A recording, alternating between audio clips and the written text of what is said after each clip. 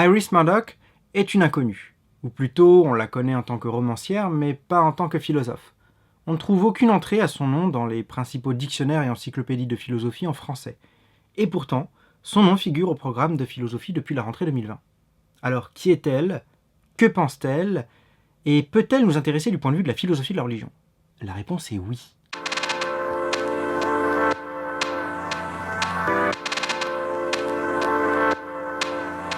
Iris Murdoch est une philosophe et une romancière irlandaise du XXe siècle. Elle naît à Dublin en 1919, ses parents sont protestants, non pratiquants, mais elle fait sa scolarité dans des établissements religieux.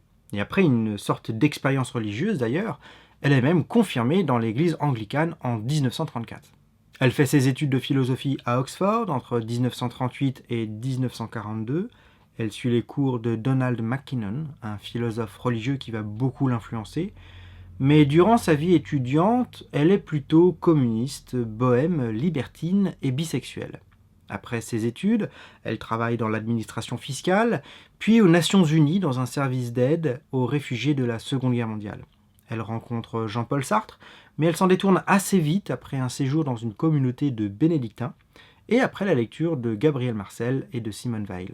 En 1948, elle commence un doctorat à Cambridge où elle rencontre Wittgenstein et la même année, elle commence à enseigner la philosophie à Oxford. Elle publie quelques livres philosophiques, dont Sartre Romantic Rationalist, publié en 1953, The Sovereignty of the Good, publié en 1970, The Fire and the Sun, publié en 1977, et Metaphysics as a Guide to Moral, publié en 1992. Son influence reste malgré tout assez limitée, on lui reproche souvent son style peu clair et peu rigoureux. En 1958, elle épouse John Bailey, qui est un critique littéraire et un professeur de littérature à Oxford. Celui-ci estime la sexualité comme étant inévitablement ridicule, mais il accepte le libertinage d'Iris Murdoch. À partir de 1963, Iris Murdoch se retire de l'enseignement de la philosophie et se consacre à son activité littéraire qui constitue l'essentiel de son œuvre. Elle publie au total une trentaine de romans, de pièces de théâtre, de recueils de poésie. Sa carrière littéraire lui vaut même d'être anoblie en 1987. En 1997, elle est diagnostiquée atteinte de la maladie d'Alzheimer, puis elle meurt 2 ans plus tard, soit en 1999, à l'âge de 79 ans. Son mari écrit sa biographie, qui, en raison de son succès, est très rapidement adaptée au cinéma. Voilà pour sa biographie. On sent bien entendu que ses idées contiendront une appropriation très personnelle d'éléments religieux.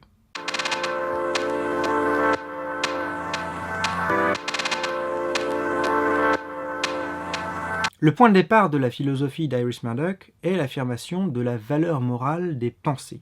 Il n'y a pas que nos choix et nos actes qui ont une valeur morale. Notre vie intérieure, c'est-à-dire nos pensées, notre façon de regarder le monde, nos sentiments, notre imagination, tout cela fait déjà partie du domaine de la moralité. Nos pensées ont une valeur morale en elles-mêmes, indépendamment de leurs implications sur nos choix ou sur nos actes. Par exemple, une personne peut avoir des préjugés envers une autre tout en s'efforçant d'agir justement envers elle. Eh bien, si cette personne s'efforce de changer son regard sur l'autre personne, bien que cela ne changera pas ses actes qui sont déjà justes, alors elle aura effectivement progressé sur le plan moral. Nos pensées comptent pour elles-mêmes, mais elles comptent également dans la mesure où elles déterminent nos choix et nos actes. Et cela est d'autant plus vrai que notre regard sur le monde n'est jamais neutre. Nous n'observons pas les faits de manière purement objective, purement détachée. Au contraire, notre regard est déjà imprégné de valeurs. Notre perception du monde implique donc quasi automatiquement nos choix et nos actions. La morale concerne donc non seulement nos choix et nos actions, mais également nos pensées. Nous devrions apprendre à percevoir le monde de manière plus juste. Le problème, selon Iris Murdoch, vient principalement de notre tendance à être égoïste. Nous avons un gros ego implacable qui nous aveugle. Nous considérons et nous percevons le monde selon notre propre égoïsme. Nous ne percevons pas le monde tel qu'il est, mais selon nos besoins personnels, nos fantasmes, nos illusions. Ces obsessions et ces illusions sont peut-être réconfortantes, mais elles nous emprisonnent dans un monde fantasmé et elles nous empêchent d'avoir une vision claire du monde. Et non seulement nos illusions nous empêchent de connaître la réalité telle qu'elle est, mais elles nous empêchent également de nous connaître nous-mêmes correctement. Car nos illusions sont toujours à l'œuvre lorsque nous tentons une introspection. Il n'est donc pas possible de chercher à dissiper ses propres illusions en essayant de réfléchir sur ses propres pensées, en méditant sa propre vie intérieure. Iris Murdoch réfléchit à la façon dont la philosophie peut apporter une solution pratique au problème moral de l'homme afin de lui permettre de faire des progrès moraux. Le but de la morale, c'est de lutter contre son propre égoïsme naturel. Il faut apprendre à se libérer de son égoïsme et à tendre vers la réalité extérieure. L'amélioration morale réside dans le fait d'apprendre à percevoir la réalité telle qu'elle est. C'est ce que Iris Murdoch appelle l'attention. C'est un terme qu'elle emprunte à Simone Weil et qu'elle définit parfois comme une sorte d'amour. L'individu doit apprendre à s'ouvrir à une réalité autre que lui-même et pour elle-même. La religion offre des ressources pour penser l'arrachement à l'égoïsme et le progrès moral. Dieu est un être réel, nécessaire, parfait, transcendant et objet de contemplation. Les croyants qui pensent cela adorent Dieu, ils lui vouent une attention aimante, ils le prient. En se focalisant sur Dieu de cette manière, ils aiment un autre, ils se laissent même façonner par l'objet de leur attention. La religion donne une force morale, qui est d'autant plus puissante et constante que le croyant croit justement en la transcendance et en l'omniprésence divine, y compris dans les moments les plus difficiles. Autrefois, clairement, la religion jouait un rôle évident de fondement pour la moralité. Mais le problème est que l'on ne croit plus en Dieu. Iris Murdoch se reconnaît elle-même agnostique, elle rejette les arguments classiques en faveur du théisme, en même temps qu'elle dénonce le risque d'illusion religieuse.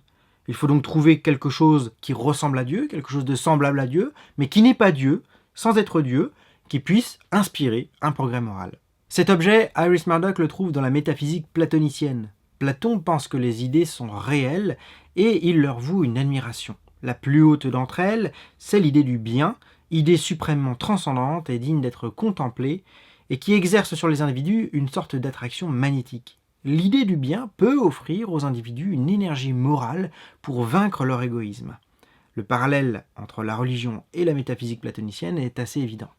En revanche, contre la lecture traditionnelle de Platon, Iris Murdoch revalorise la dimension morale de l'art.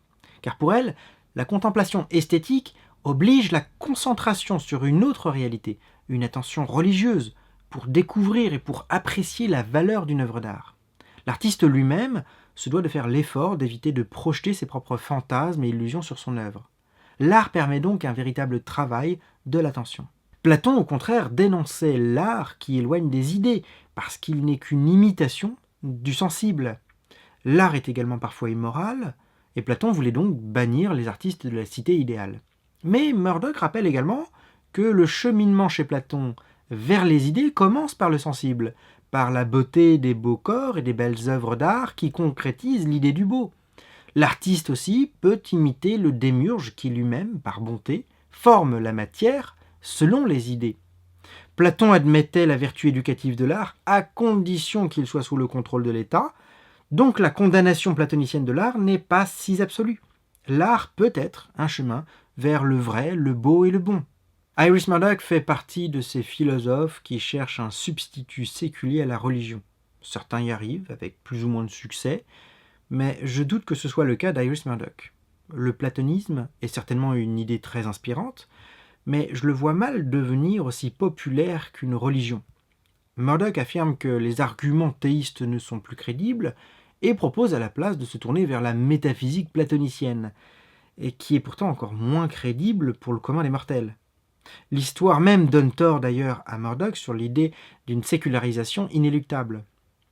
Néanmoins, autant je suis sceptique sur les solutions qu'elle propose, autant je trouve que sa formulation du problème moral est intéressante. Iris Murdoch pense que l'apprentissage d'une langue est également un très bon moyen de progression morale, parce que l'apprentissage d'une langue oblige à accepter sa réalité objective, sa grammaire, plutôt que de la déformer au gré de ses fantaisies. Hello Aya Nakamura. Mais qu'est pas ça, hein? La langue française en Kachana, baby, tu dettes ça, ok? Abonnez-vous, likez, et je vous dis à très bientôt.